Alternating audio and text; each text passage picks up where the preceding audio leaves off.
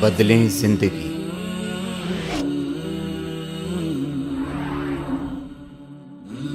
زیتون T V. دو کام کر لو ہر عبادت کے ساتھ۔ ایک، اس عبادت کی توفیق پر اللہ کا شکر، اور اپنی تقصیر پر، اپنی کوتاہی پر استغفار۔ اگر یہ کام کرتے رہو گے تو انشاءاللہ رفتہ رفتہ راستہ طے ہوتا جائے گا، اور ایک وقت آ جائے گا، ضرور آ جائے گا انشاءاللہ، کہ تم احسان کے مرتبے تک پہنچ جاؤ گے۔ ہوتا کیا ہے کہ غفلت کے ساتھ پڑھی، غفلت کے ساتھ اٹھ کے چلے گئے۔ ارے بھائی، نماز کے بعد ذرا سا ایک اس نماز کے اوپر نگاہ بازگشت ڈال لو، یعنی اس کا ذرا تصور کرو کہ میں نے یہ 4 رکعتیں پڑھی تو کس طرح پڑھی، اور اس کے اوپر نگاہ بازگشت ڈالتے ہوئے پہلے اللہ جل جلالہ کا شکر ادا کر لو، اور شکر ادا کر لو کہ اللہ آپ کے نے جس طرح بھی توفیق دی، آنے کی توفیق دے دی، اپنی بارگاہ میں حاضری کی توفیق دے دی، اے اللہ میں اس پر شکر ادا کرتا ہوں، اور اے اللہ میں آنے کے بعد آپ کے دربار کا جو حق تھا وہ تو کہاں ادا ہوتا، جو کم سے کم مطالبہ ہونا چاہیے تھا وہ بھی مجھ سے پورا نہ ہو سکا۔ دیکھو، خشوع کا اعلیٰ مقام تو وہ ہے جو حدیث میں فرمایا گیا کہ ان تعبد اللہ کأنک تراہ، اللہ تبارک و تعالیٰ کی عبادت اس طرح کرو جیسے کہ اللہ کو دیکھ رہے ہو، اور اگر نہیں دیکھ رہے تو کم از کم وہ یہ خیال کر لو کہ وہ تمہیں دیکھ رہا ہے۔ اعلیٰ مقام تو یہ ہے کہ پوری نماز میں اول سے لے کر آخر تک بندہ اللہ تبارک و تعالیٰ کی طرف متوجہ رہے، اور یہ سمجھے کہ میں اللہ کو دیکھ رہا ہوں یا اللہ مجھے دیکھ رہا ہے۔ لیکن ادنا درجہ کیا ہے؟ ادنا درجہ یہ ہے کہ کم از کم جو الفاظ تم زبان سے نکال رہے ہو، دھیان ان الفاظ کی طرف ہو۔ جب الحمدللہ کہا، الحمدللہ رب العالمین کہا، تو دھیان ان الفاظ کی طرف ہو۔ میں نے یعنی پتا ہو کہ میں الحمدللہ رب العالمین کہہ رہا ہوں، الرحمن الرحیم کہہ رہا ہوں۔ اور اس میں حدیث میں آتا ہے کہ نبی کریم صلی اللہ علیہ وسلم نے فرمایا کہ جب بندہ الحمدللہ رب العالمین کہتا ہے تو اللہ تبارک و تعالی جواب دیتے ہیں، حمیدنی عبدی، میرے بندے نے میری تعریف کی۔ جب الرحمن الرحیم کہتا ہے تو اللہ تعالیٰ جواب دیتے ہیں کہ اثنا علی عبدی، میرے بندے نے میری ثنا کی۔ جب مالک یوم الدین کہتا ہے تو کیا فرماتے ہیں؟ مجدنی عبدی، میرے بندے نے میری بزرگی بیان کی۔ اور جب کہتا ہے ایاک نعبد و ایاک نستعین، تو باری تعالیٰ فرماتے ہیں کہ یہ جو وہ کہہ رہا ہے بندہ، یہ میرے اور بندے کے درمیان ہے یہ معاملہ، وہ میری عبادت کرتا ہے، میں اس کی مدد کرتا ہوں۔ ایاک نعبد و ایاک نستعین۔ تو آدمی کم از کم اتنا جو ادنا خشوع کا درجہ ہے وہ کیا ہے کہ جو الفاظ زبان سے نکال رہا ہے انسان، ان الفاظ کی طرف دھیان ہو۔ میں نکال رہا ہوں، یہ نہ ہو کہ بس مشین چل پڑی اور آخر میں جا کے بس سلام پھیر دیا، بلکہ دھیان ان کی طرف ہو، الفاظ کی طرف ہو۔ یہ ادنا درجہ ہے۔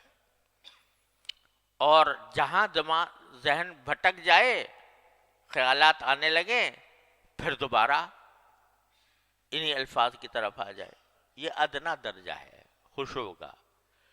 اس کی کوشش تو بندے کو ہمیشہ کرتے ہی رہنا چاہیے، ساری زندگی کرتا رہے۔ تو یہ کوشش ادنا درجہ کا خشوع ہے، یہ بھی حاصل نہیں ہوتا۔ تو اللہ آپ نے تو کرم فرمایا تھا کہ ہمیں توفیق دی تھی کہ آپ کے دربار میں حاضر ہوئے، لیکن ہم نے اپنی طرف سے جو ہمارے کرنے کا کام تھا وہ ہم سے نہ ہو سکا، تو اللہ ہم اس پر استغفار کرتے ہیں۔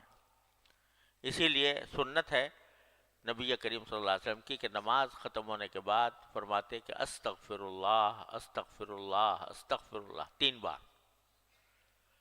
استغفر اللہ فرماتے تھے۔ ابھی تو نماز پڑھی، نماز کوئی گناہ تو کام نہیں ہے، استغفار تو گناہ کے کام پر کیا جاتا ہے، لیکن رسول کریم صلی اللہ علیہ وسلم نماز کے بعد استغفر اللہ فرماتے تھے۔ کیوں؟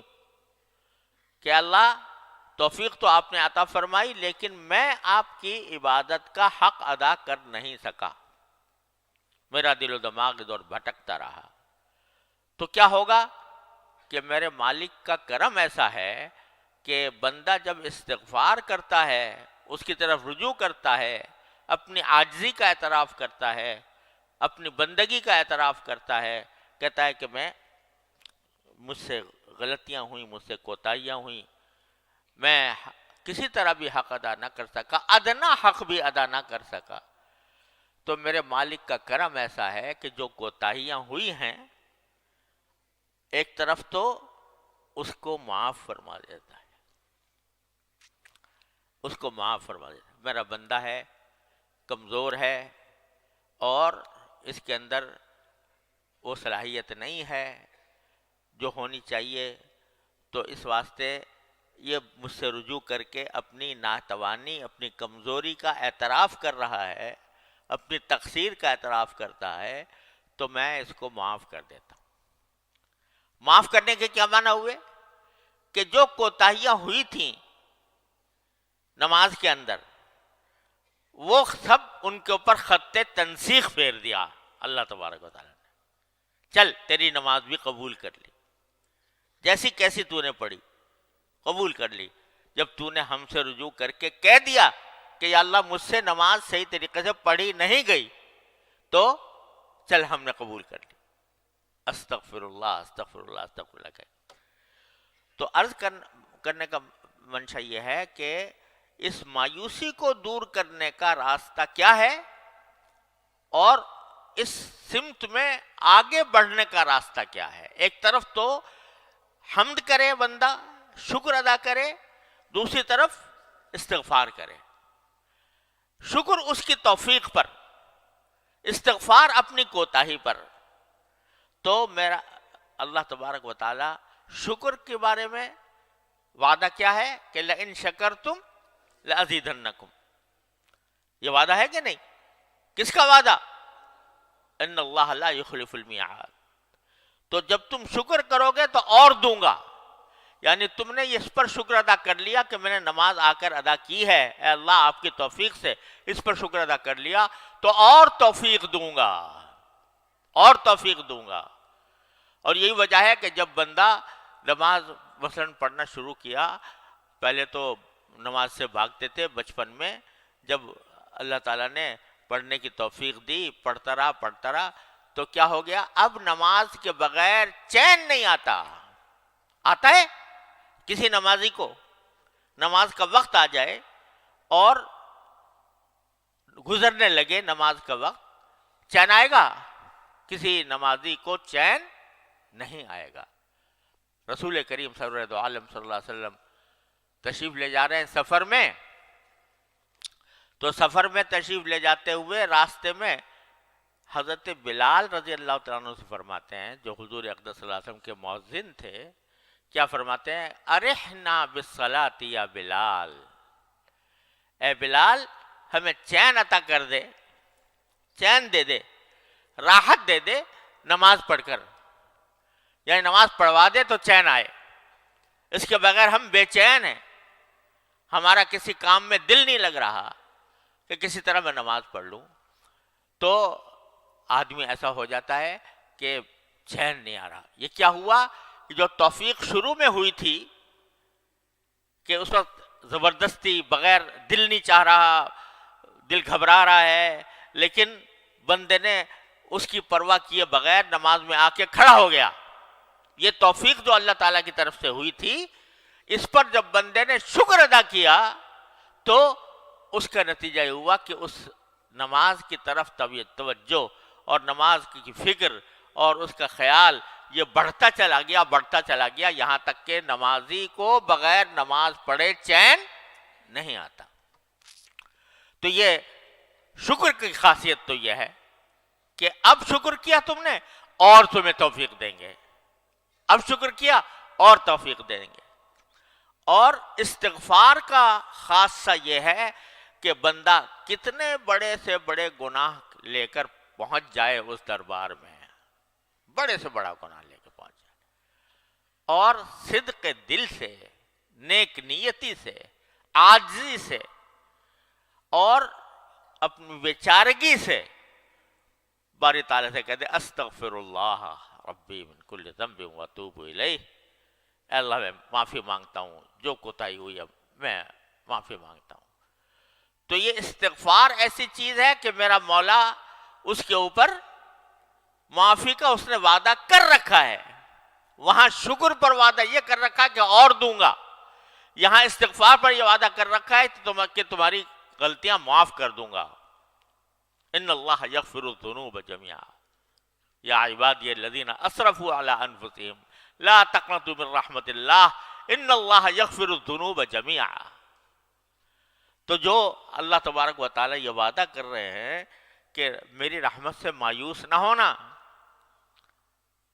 یا عبادی الذین اسرفوا علی انفسهم، اے میرے وہ بندو جنہوں نے اپنی جان کے اوپر ظلم کیا ہے، لا تقنطوا من رحمت اللہ، اللہ جل جلالہ کی رحمت سے مایوس نہ ہونا، ان اللہ یغفر الذنوب جميعا، اللہ تعالیٰ سارے گناہوں کو معاف کر دے گا تمہارے، یہ وعدہ کر رکھا۔ اتنا آسان کام اللہ تعالیٰ نے بندے کو عطا فرما دیا ہے۔ جب شیطان ڈسے، جب نفس کے فریب میں انسان مبتلا ہو، کوئی بھی غلطی اسے سرزد ہو، فرماتے ہیں دروازہ میں نے کھولا ہوا ہے، آ جاؤ، آ کے استغفار کر لو، کہہ دو یا اللہ مجھ سے غلطی ہو گئی، صدق دل سے کہہ دو اور سچے دل سے، عاجزی کے ساتھ، بیچارگی کے ساتھ، عبدیت کے ساتھ کہہ دے بندہ کہ اللہ مجھ سے غلطی ہو گئی معاف کروا دی، یا اللہ مجھ سے غلطی ہو گئی معاف فرما دی، کہتے ہیں سب معاف کر دوں گا۔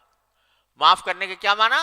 کہ وہ ساری کوتاہیاں جو تم نے کی ہیں وہ میں نے معاف کر کے تمہارا پرچہ صاف کر دیا، تمہارا صفحہ صاف کر دیا۔